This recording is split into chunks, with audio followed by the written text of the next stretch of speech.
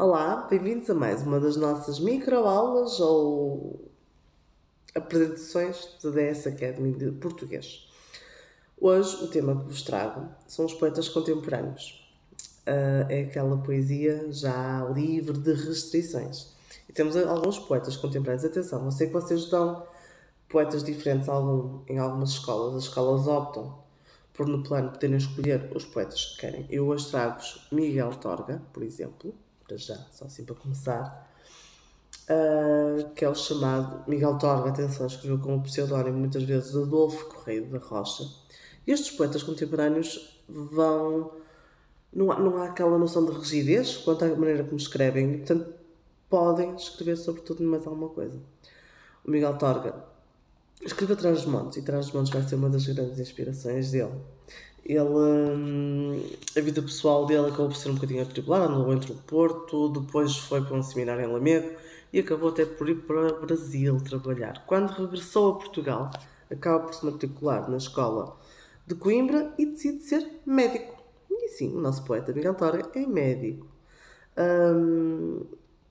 Embora tenha-se participado em muitas revistas, ele acabou por se desligar de qualquer grupo literário da época, ou melhor, porque no século XX, no início do século XX principalmente, houve muitos grupos literários a fazerem frente, muitos modernistas. Ele acabou por, apesar de ter feito algumas publicações em revistas e em livros, acaba por se afastar um bocadinho daquilo que era dito típico na altura e acaba por focar-se na sua própria poesia. Ganhou vários prémios, como o Prémio Camões, o Prémio Montagne e o Prémio da Crítica. Algumas das suas obras mais conhecidas é A Criação do Mundo, Os Bichos, que acho que já é conhecido, A Câmara Ardente ou Poemas Ibéricos.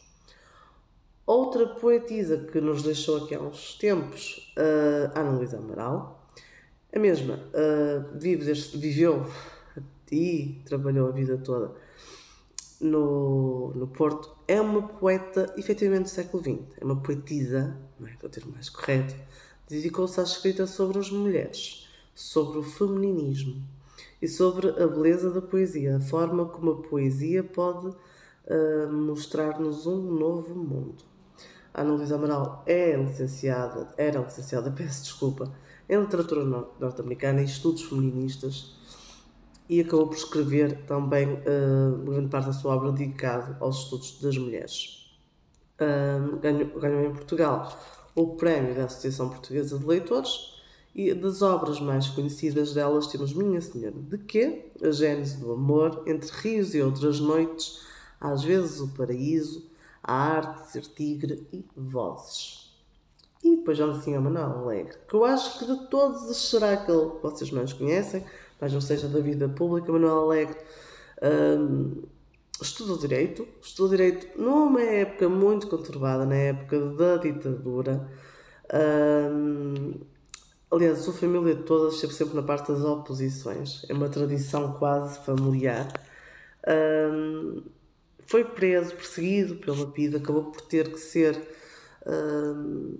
exilado, participou na guerra colonial, e isso acaba por marcar a sua poesia. Trovas do que Vento que Passa é uma obra, um poema neste caso, em que fala efetivamente de um regime, não é? Em que o vento é que traz alguma novidade ou alguma clareza sobre este país, uma referência à escuridão efetivamente que a ditadura se impôs.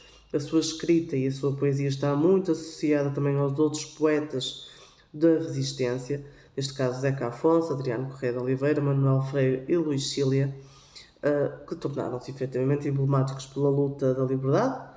Quando regressa em Portugal em 74, aí vê as suas obras destacadas. Também vamos aqui destacar que ele, embora não seja importante, também teve um plano a nível da política num certo partido que é importante, mas algumas das suas obras mais conhecidas é A Praça da Canção, O Canto e as Armas, Coisa Amar, Com Pena, 20 poemas para Camões, Senhora das Tempestades. Agora, vamos aqui pegar em dois poetas, aqui o Miguel Torga e o Manuel Alegre.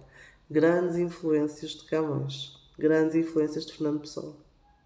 Já a Ana Luísa Amaral, não. A Ana Luísa Amaral, por isso é que eu decidi escolher. Tem uma poesia muito própria e muito diferente. Esta questão aqui do feminismo, e vocês podem dizer, há poetas, melhor, poetisas, que também vão enverdar pelo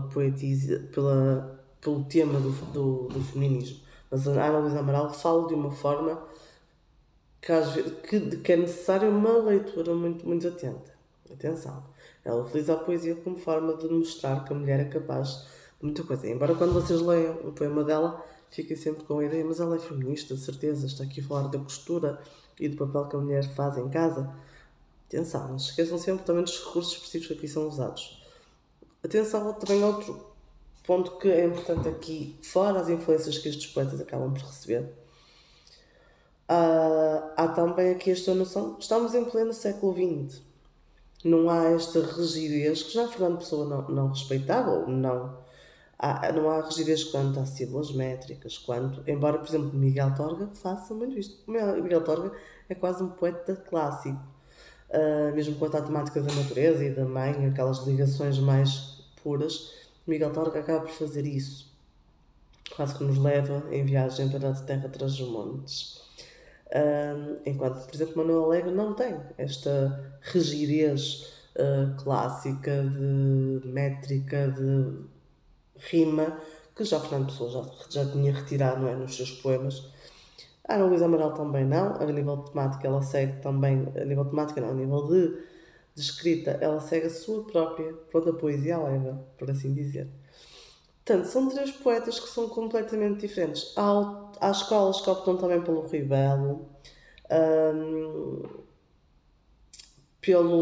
está a faltar aqui o nome agora de repente. Pelo Rui Belo, há o Miguel Torga. Estou aqui a cantar, não é? Miguel Torga, Rui Belo. Rui Belo tem uma escrita mais intimista também, atenção. Às vezes nem sempre. Eu gosto de poesia de Rui Belo, é muito, muito intimista. O Manuel Alegre. Só temos a Ana Luísa Amaral. Antes havia a Sofia de Mel Bryan, mas decidiram retirar do programa, com muita pena minha. E está-me aqui a faltar o outro senhor, Eugénio de Andrade. Sim, o Eugénio de Andrade também tem uma poesia também com grandes influências clássicas, mas também e com grandes críticas sociais, ok? Principalmente Manuel Alegre. Manuel Alegre também tinha grandes críticas sociais. Estão subjacentes, estão ali muito escondidas. Não se esqueçam que era a altura do Estado Novo. Portanto, as críticas tinham que ser feitas de forma muito escondida, senão terminavam nas famosas prisões políticas.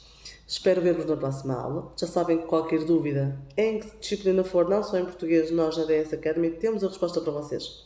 Vão a dsacademy.pt e procurem aquilo que estão à procura, nem sabem. Até à próxima.